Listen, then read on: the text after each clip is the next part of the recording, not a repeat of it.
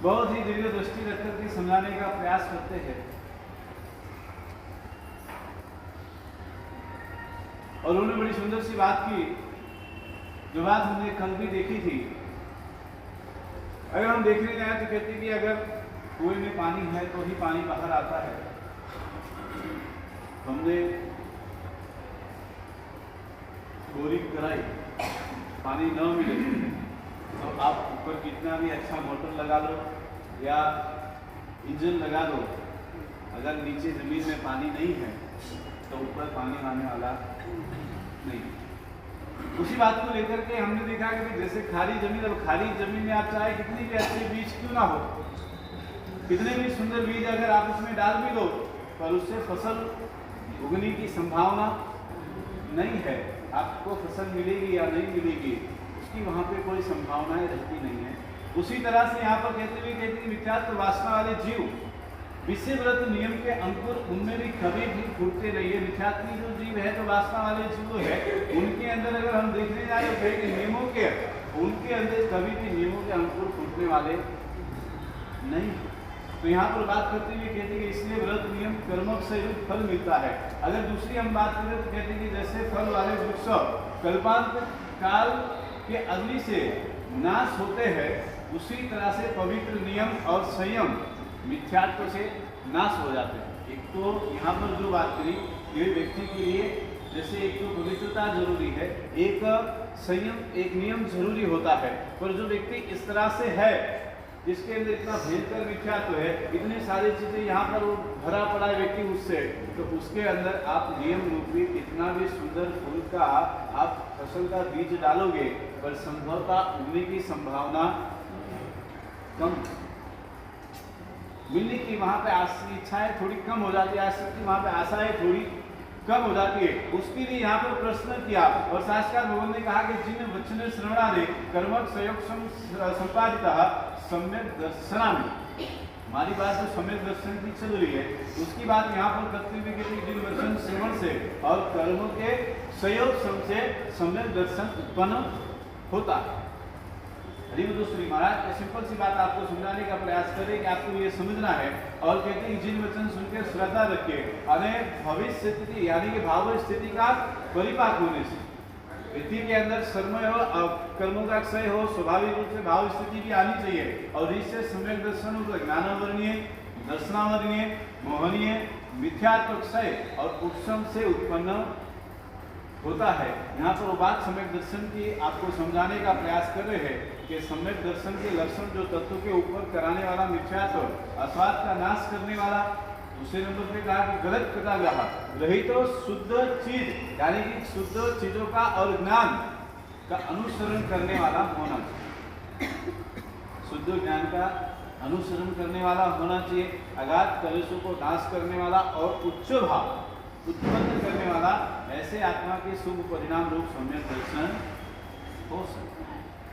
आज हम किस परिणाम दशा में हैं, किस दशा में हैं और किस स्तर पर है, अगर हम सोचने जाएं हमें पता चले कि इन लक्षणों में से हमारे पास योग्यता है, कितना लक्षण हमारे पास में है।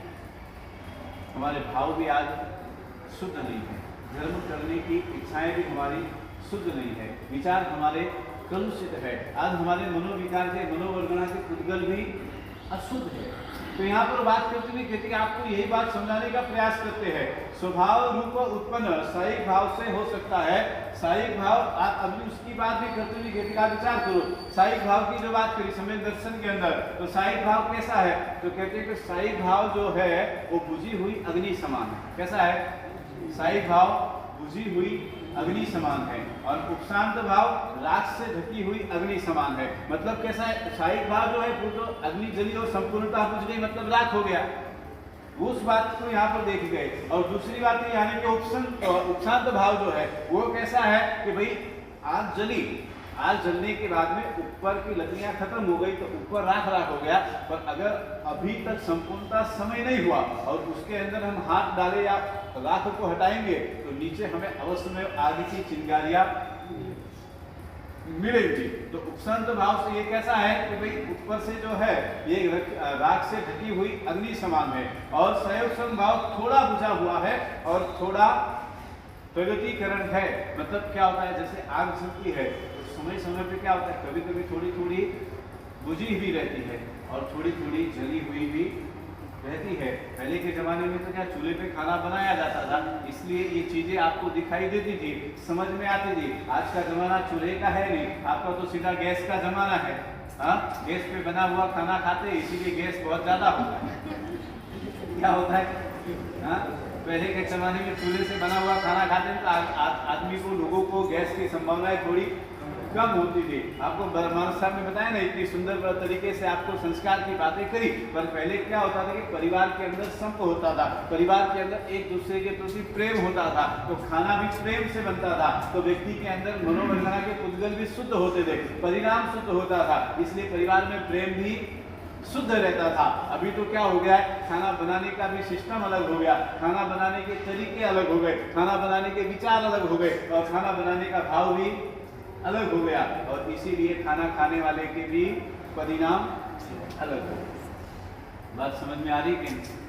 तो यहाँ पर बात करते हुए कहते हैं कि भाई जो तीसरे नंबर संयोग भाव की बात करें वो ऐसा है, और कहते हैं थोड़ा प्रकाशित और प्रथम यानी कि प्रथम संवेग और निर्वेद अनुकंपा।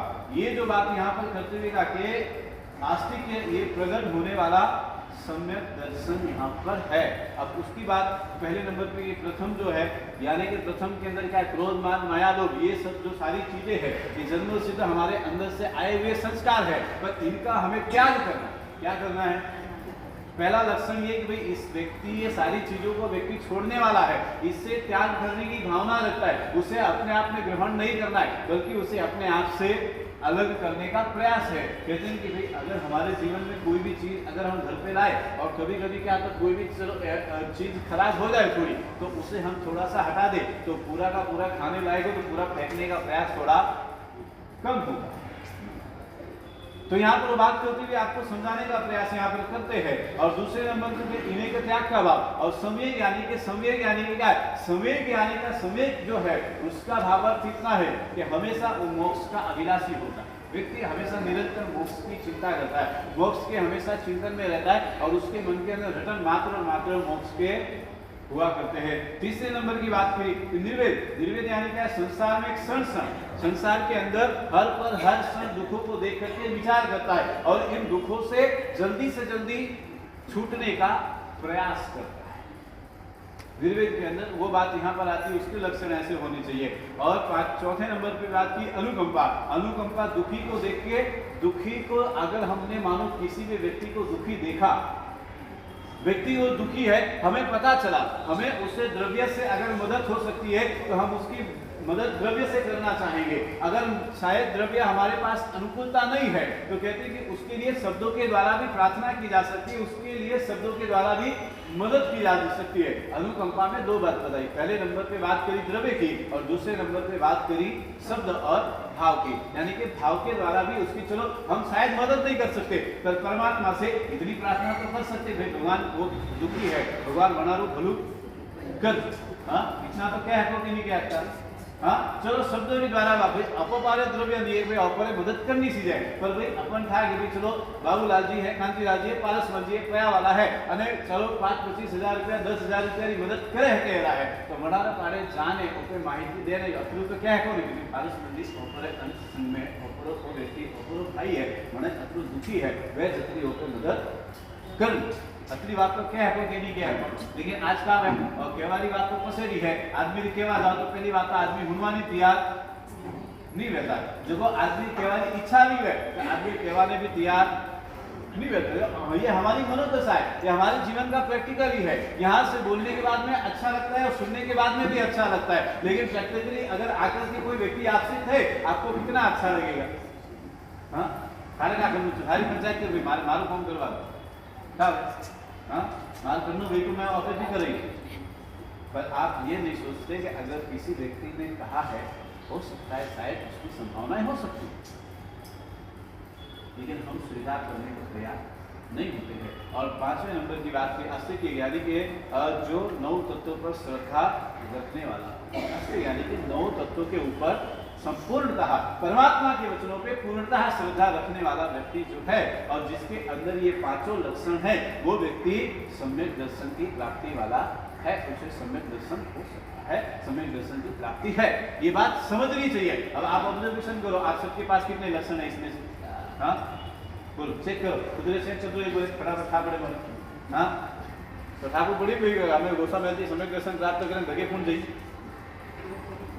हाँ कन्ने कन्ने जाना बोलो, हमें हमारे साथ क्यों नहीं पिछली बात की अलग अलग प्रकार 5 प्रकार की होने बात की बोल। एक बार अपने आत्मा का अपने हृदय पे हाथ रख करके एक बार विचार करके सोचो कि इन 5 लक्षण में से एक भी लक्षण अगर जरा सा भी आ जाए तो चाहिए, सम्यक दर्शन से चाहिए कि नहीं चाहिए? सम्यक दर्शन चाहिए। सीधा रास्ता हरिभद्र श्री ने आपको 5 लक्षण की बात की और इन 5 लक्षणों का अगर हमारे जीवन में आचरण हो जाए, हमारे हृदय के अंदर इनका स्थान हो जाए तो संभवता है कि सम्यक दर्शन की प्राप्ति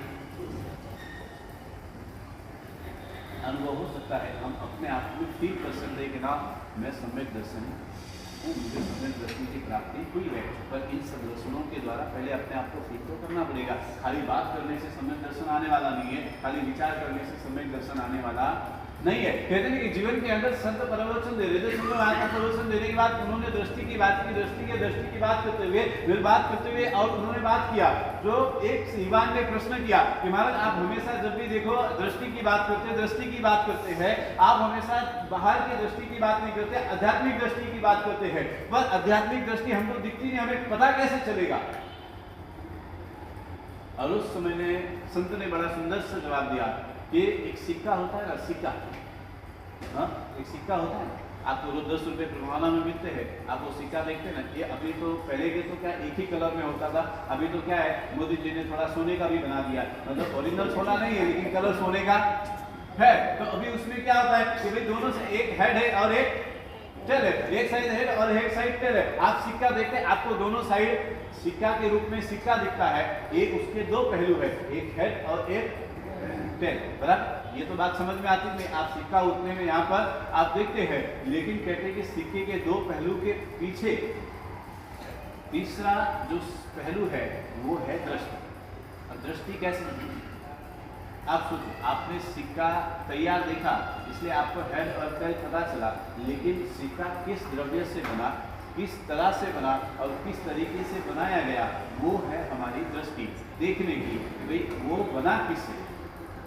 आपके पास सिक्का पहुंचा इसलिए आपने सिक्कों को देखा है, लेकिन तीसरी तरफ अगर हम देखने जाए तो हमारी जो दृष्टि है वहां तक पहुंचती नहीं है। हमें तो क्या है, सिक्का मिला उससे मतलब है, चीज मिली हमें उससे मतलब है, संवेद मिले हमें उससे मतलब है, परमात्मा हमें मिले उससे हमें मतलब है। लेकिन परमात्मा बनने के लिए उन्होंने उनके पीछे कितने सारे कष्ट उपसर्ग सहन किए, न जाने कितनी आराधना साधना की, तब जाकर के तीर्थंकर बने। वो देखने की दृष्टि हमारी है, वो है हमारी दृष्टि। अगर हम देखने जाए ना नॉर्मली बात में हम समझे ना तो कहते गुटखा खाने वाला मात्र खाली 2 चीज देखता है, एक तो गुटखा देखता है और दूसरा उसका स्वाद देखता है। क्या देखता है? उसका स्वाद देखता है। खाने वाला व्यक्ति मात्र खाली 2 ही चीज देखता है। हैबिट आदत है, बात समझ में आती है, लेकिन खाने के लिए उसके परिणाम स्वरूप वो मात्र खाली 2 ही चीज देखेगा। एक तो अच्छा गुटखा देखेगा, यानी कि अच्छी ब्रांड का देखेगा, चाहे वो पान मसाले वाली की बात हो, चाहे वाणिज्य का हो, चाहे स्टार का हो या चाहे कोई भी हो, लेकिन वो ब्रांड के हिसाब से देख करके गुटखा खाना पसंद करता है, चाहे वो विमल का ही क्यों ना हो। हाँ केसर युक्त, मेरे पास एक टीवी में जाहिरात आ गई, विमल केसर युक्त खाना चीज है, हमें अनवैस देखे ने आज हैंग जरा ही के दिया और केसर उनमें तो कोई वैसे है नहीं, नाम खाली केसर का है। तो वहां पर व्यक्ति को क्या लगता हो, केसर भी जो खाली तो टेस्ट आवे। हाँ यहाँ पे जो खाते होंगे उनको पता होगा कितना टेस्ट आता है खाने में। हाँ लेकिन कहते हैं कि आप विचार करो तो कहते व्यक्ति वहां पे मात्र खाली 2 चीजें देखता है, लेकिन उसके बाद की जो तीसरी दृष्टि है, तीसरी दृष्टि यानी कि उससे कैंसर होता है, वो तीसरी दिव्य दृष्टि है, लेकिन वो देखने का प्रयास किसी का नहीं होता है। संत ने उसे इस बात को समझाया कि मैं ब्रह्म संग लेता हूँ, उसका ये मतलब नहीं है मैं खाली आत्मा की बात करता हूँ, परमात्मा की बात करता हूँ, खाली व्यक्ति सुनने आते उससे मुझे वो नहीं है, लेकिन मैं इनके पीछे रहे हुए रहस्यों को भी देखता हूँ और मेरी दिव्य दृष्टि में ये देखता हूँ कि ये व्यक्ति कभी न कभी तो कल्याण के मार्ग पे जाएगा। यहाँ पे जितने भी जीव बैठे, हो सकता है कोई जीव कभी भी किसी भी समय किसी भी काल के अंदर, किसी भी अवसर की काल के अंदर कभी भी वो व्यक्ति तीर्थंकर बन सकता है, कोई गिरधर बन सकता है, कोई महात्मा बन सकता है, कोई व्यक्ति चारित्र जीवन की स्वीकार कर सकता है। वो है दिव्य दृष्टि। बात समझ में आई कि नहीं? तो यहाँ पर बात करते हुए आपको ये समझाने का प्रयास शास्त्र भगवान करते और उसी बात को हमें यहाँ पर देखना है। और उत्तराध्यान सूत्र के अंदर बहुत ही सुंदर तरीके से प्रश्न उठा है, इसके उसमें रखा गया है कि भगवान से जीवात्मा ने प्रश्न किया, पूछा कि भगवान ऐसा मैं क्या कर सकता हूँ जिससे मेरी दुर्गति न हो। उसके अंदर ये प्रश्न पूछा गया और उसके अंदर वहां पर उन्होंने कहा कि कंसेप्ट अगर हम क्लियर करें और अपने आप में देखते जाए तो कहते हैं कि दुर्गति में अनंत बार गए, सदगति में भी अनंत बार गए। हमारे लिए दुर्गति और सदगति की यात्रा तो बारंबार रही है, कम नहीं हुई है कि न जाने कितनी बार सदगति में जाके आए और न जाने कितनी बार दुर्गति में जाके आए। कोई बता सकता है क्या कितनी बार जाके आए? हाँ, कितनी बेड़ा गया बोलो? ही नहीं है अपन का लगे बात भी हो तो अपन की ठाक रही। हाँ, कितनी बेड़ा दुर्गति में गया, कितनी बेड़ा सदगति में गया, अपन ने जरा भी ध्यान नहीं है। लेकिन यहाँ पर कहते आप विचार करो, दिक्कत दोनों के यात्रा में कोई प्रॉब्लम, लेकिन वहां पे यात्रा के अंदर दिक्कत क्या हो गई? तो कहते कि दोनों की जगह छूट तो गया, जगह दोनों भी छूट गई। आज सदगति के अंदर हम देखने जाए तो सदगति भी छूट गई और दुर्गति भी छूट गई। और आप कहाँ पर आए? मनुष्य गति में आया, मनुष्य गति में बता दिया भारत देश में। हाँ, भरत क्षेत्र के अंदर थोड़ा पदार्पण हुआ, अटे थोड़ा प्रगतिकरण हुआ। भारत देश के अंदर आपका कितना अच्छा स्वागत हुआ कि नहीं हुआ? हाँ, आप जब आए दुनिया हंस रही थी, आप रो रहे थे। आप जब जाएंगे, हाँ, क्या होगा? आप हंस रहे होंगे और दुनिया रो रही थी। दोनों बातें बनी। यहाँ पर विचार करते हुए कहते आपको समझने का प्रयास करना है। और यहाँ पर कहते कि दुर्गति में जाना वो दुर्भाग्यपूर्ण नहीं था, मगर दुर्गति के जो कारण थे वो कारणों हमारे प्रति हमारे पास निरंतर हमेशा रहे, वो हमारे लिए दुर्भाग्यपूर्ण है। जीवात्मा दुर्गति में गया, लेकिन दुर्गति के अंदर जाते जाते जो दुर्गति के कारण है वो भी साथ में लेकर के गया। जीव सदगति में गया, लेकिन सदगति में जाने के बाद में अगर देखने जाए तो कहते कि वहां पे भी दुर्गति के जो कारण है वो भी वहां पर वो साथ में लेकर के गया। खोपड़ी के अंदर मनोदशा के अंदर वो परिणाम तब भी वहां पर उपस्थित यहाँ पर रहे। अगर हम विचार करें जिस कारण से गए वो भले गए, लोभ से दुर्गति हुई, लेकिन कहते हैं कि लोभ की समाप्तिकरण हो गया, लेकिन लोभ मन के अंदर तो वैसा का वैसा पड़ा। यहाँ अगर हम देखने जाए तो मोह बस गए तो मोह भी वही रहा, मोह का भी वो कारण वहां पर पड़ा रहा। और इसीलिए कहते सत्ता के कारण, सत्ता की भी इच्छा रही, सत्ता पाने की इच्छा रही, सब जगह हमने सत्ताओं को इच्छा में रखा, सत्ता प्राप्त भी हुई, लेकिन कहते यहाँ से जाने के बाद में भी उसी की इच्छा रही और परिणाम रूप वो भी हमारी खोपड़ी में पड़ा रहा। भले हम दुर्गति में गए, सदगति में गए, वहां पे उसका प्रगतिकरण नहीं हुआ, लेकिन कहते वहां पर वैसी अवस्था नहीं थी, लेकिन कारण तो वहां पर वैसे के वैसे पड़े रहे। और जैसे उसकी अवस्था आती है और वैसे ही वो अपने आप बाहर आ जाते हैं। तो यहाँ पे उस उदारता से योग्य उदारता मुझे पसंद नहीं थी। आप विचार करो, सदगति में जाने के जो कारण रहे वो आपको पसंद नहीं रहे। आप सदगति में धर्म आराधना साधना के कारण गए, आप सदगति में परमात्मा की पूजा भक्ति के कारण गए, आप वो कहते कि सदगति में पुण्य उपार्जन और देखने जाए तो कहते कि गुरु भगवंतों की भक्ति के कारण गए, पर उसका कारण तो जो भक्ति का कारण था वो आपको पसंद नहीं था और वहां पर वो आप इधर छोड़ कर बात समझने का प्रयास करना। यहाँ पे सदगति में उदारता का कारण साफ नहीं आया। दूसरे नंबर पे समय खत्म, जीवन समाप्त हो जाता है। अगर हम देखने जाए अपने जीवन के अंदर कहते कि समय समाप्त हुआ तो जीवन समाप्त हो जाता है, उसमें बचने वाला कुछ भी रहता नहीं है। आप समझ के रखो, ध्यान रखना, सदगति मुख्य नहीं है, उसके ऊपर के कारण हमेशा के लिए मुख्य है।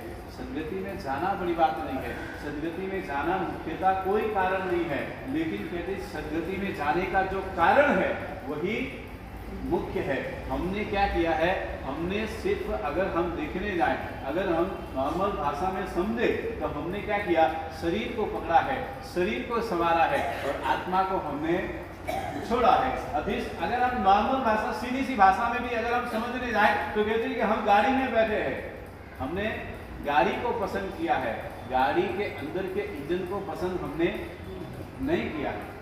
बात वही है, हम सदगति में जाने के लिए हमने जो प्रयास करने चाहिए वो सब हमने किए, हमने कारण को बिल्कुल भी पसंद नहीं किया है। धर्म आराधना साधना हमें करनी चाहिए, ये कारण है, लेकिन हमें कितना पसंद है, कम पसंद है। क्या है, समय समय के साथ में हो जाता है, बाकी हमें उससे कोई लेना देना नहीं। तो यहाँ पर बात करते हैं कि आप विचार करो, सहन करने सदगति, आपको कहते हैं कि परमात्मा सहन करने की भी बात आती है, सहन करने से भी सदगति की प्राप्ति हुई, लेकिन आज के जमाने में सहन करना कितना पसंद है आपको? आपको सहन करना पसंद है क्या? थोड़ा सा भी दुख आए तो डॉक्टर के पास में चले जाते कि नहीं चले जाते? हाँ, थोड़ा सा भी दुख आए तो डॉक्टर के पास में चले जाए, थोड़ी सी पीड़ा हुई तो बाम लगा लेते, सब कुछ हो जाता है, लेकिन सहन करना बिल्कुल भी पसंद नहीं है। व्यक्ति ने आपके बारे में आपके लिए कुछ कह दिया, हम उसका रिएक्शन, उसका रिवेंज, तुरंत जवाब हम देने के लिए तैयार हो जाते हैं, लेकिन ऐसा नहीं होता कि कोई बात नहीं, मैंने कभी किसी को बोला होगा, उसने मुझे बोल दिया, अपन सहन करके वहां से चुपचाप निकल जाए, ऐसा होता नहीं। संभवतः ऐसा कारण भी बनता नहीं है। तो यहाँ पर वो कहते हैं आप विचार करो, जब सदगति के कारण अगर आपको जबरदस्त प्रेम हो, सदगति के कारणों के प्रति प्रेम होना चाहिए, प्रेम हमेशा होना चाहिए। प्रेम अगर नहीं है तो काम नहीं बनेगा, ये बात हमें समझकर रखनी चाहिए, अपने दिमाग में एक ख्याल में रखना चाहिए। सदगति का कारण समझने की हमें जरूरत है। आप विचार करो, 7 साल के एक बच्चे ने महात्मा से प्रश्न किया कि गुरुदेव आप हमेशा सदगति की बात करते हैं, सदगति के कारण के लिए धर्म की बात करें, आराधना की बात करें, साधना की बात करें, समय की बात करें, पोषण की बात करें, ये सब कारण ऐसे हैं जो हमें सदगति तक लेकर के जाते हैं। रात्रि भोजन हमें नहीं करना चाहिए, शायद हमें नरक की यात्रा कराता है, दुर्गति में ले जाने का कारण बनता है। गुरुदेव एक प्रश्न का जवाब दो, हम मेरे जीवन के अंदर, मेरी उम्र मात्र खाली 7 साल, मेरी उम्र 7 साल के अंदर, मैं ये नहीं कहता, लेकिन कहती कि 7 साल में अगर मैं पीछे अभी समझदार हुआ, मैं शायद 1 साल से मैंने रात्रि भोजन का त्याग किया, लेकिन 6 साल तक मैंने भी शायद रात्रि भोजन किया है, तो गुरुदेव क्या मेरी भी दुर्गति होगी? मेरी भी दुर्गति होगी। और आप हमेशा कहते हैं कि परमात्मा हमेशा मिलने चाहिए, परमात्मा हमारे साथ रहे, परमात्मा हमारे साथ में रहते, परमात्मा की कृपा हम पर होनी चाहिए, परमात्मा की करुणा हमारे पास रहे, परमात्मा की करुणा हम पर हो, हमारे जीवन का कल्याण हो सकता है। गुरुदेव एक प्रश्न का जवाब दो, आप हमेशा कहते हैं कि रात्रि भोजन करने से नरक में जाएंगे, गुरुदेव वेरी पॉसिबल, मैंने भी 6 साल तक शायद माँ के दूध से लगाकर न समझ के कारण मैंने भी रात्रि भोजन जरूर किया है। परमात्मा यहाँ पर कहते कि गुरुदेव यहाँ पर तो भगवान मिल गए, यहाँ पर तो परमात्मा मिल गए, लेकिन शायद 6 साल तक मैंने रात्रि भोजन किया और उसके कारण मैं शायद नरक में गया, और नरक में गया तो वहां पे मुझे परमात्मा मिलेंगे या नहीं? क्या हुआ? 6 साल 7 साल का बच्चा ये प्रश्न करता है, मुझे आप विचार करो कि गुरुदेव मैंने मेरी पुस्तक 6 साल तक मैंने रात्रि भोजन किया है, यहाँ पर मुझे परमात्मा मिल गए, यहाँ पे देव गुरु धर्म मिल गया, शायद 6 साल के कारण मुझे भी रात्रि के कारण, भोजन के कारण मुझे नरक में जाना पड़ेगा, वहां मुझे परमात्मा मिलेंगे। क्या हो समझ में आता है?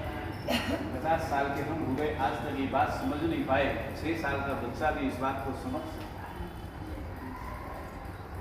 इसलिए हमारे महाराज साहब हमेशा कहते हैं कि बच्चे हमेशा भगवान के रूप होते हैं। जो लोगों के मन में प्रश्न उठता है, 8 साल का बच्चा, 10 साल का बच्चा क्या दीक्षा देगा, क्या समझता है, जरूरी नहीं है। एक बात हमेशा याद रखना, जो बच्चे आजकल के जमाने में समझ लेते हैं, वो दुनिया के 60 साल का बुजुर्ग भी समझ नहीं पाता है। बच्चे भी आजकल 5G जमाने वाले, क्या है, बच्चे भी आजकल 5G जमाने वाले हैं, हमारे तुम्हारी तरह 4G 3G में अभी वो चलते नहीं है। इसलिए बात को हमेशा समझने का प्रयास